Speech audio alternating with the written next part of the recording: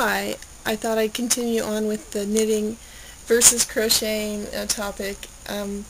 Now there are a lot of books out, like Dominatrix, and just every time I go to the store I see 5 more about revolutionary knitting and crocheting and how you don't have to be stuck in granny land with, old Afghans and clunky looking booties and whatnot. But that just makes me laugh because I actually learned to knit from my father in the 70s. He played golf, and he liked those designer golf club covers, and he thought if I knit them myself, it's way cheaper than buying them in a golf shop. So he got some books from the library, and our family of 7 all sat down and learned how to knit from books. And he was a left-hander, so he had his work cut out for him. So the first thing, I'm pretty sure that's what he made first, is the golf club covers. The very next thing he made was my mom. He thought she needed a pink bikini, so he knitted her a pink bikini. And so now when people go, all of a sudden it's this modern thing to knit like lingerie or corsets or whatever, I just laugh. I mean, either we were way ahead of the game, or I'm grateful I had a creative father and mother. So so nothing new under the sun.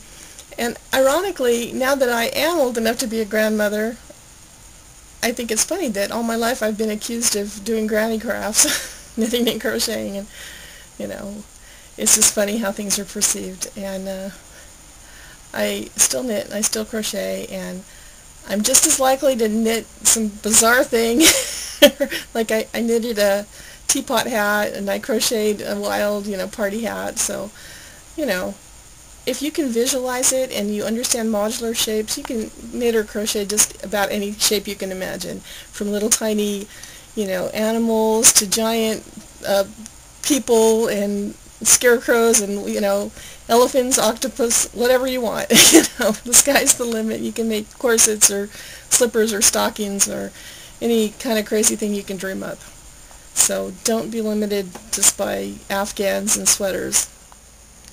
While I was editing that, I remembered that probably in high school my sister was crocheting granny squares, and she made a vest and short shorts, which in the 70s we called hot pants, with little granny square pockets.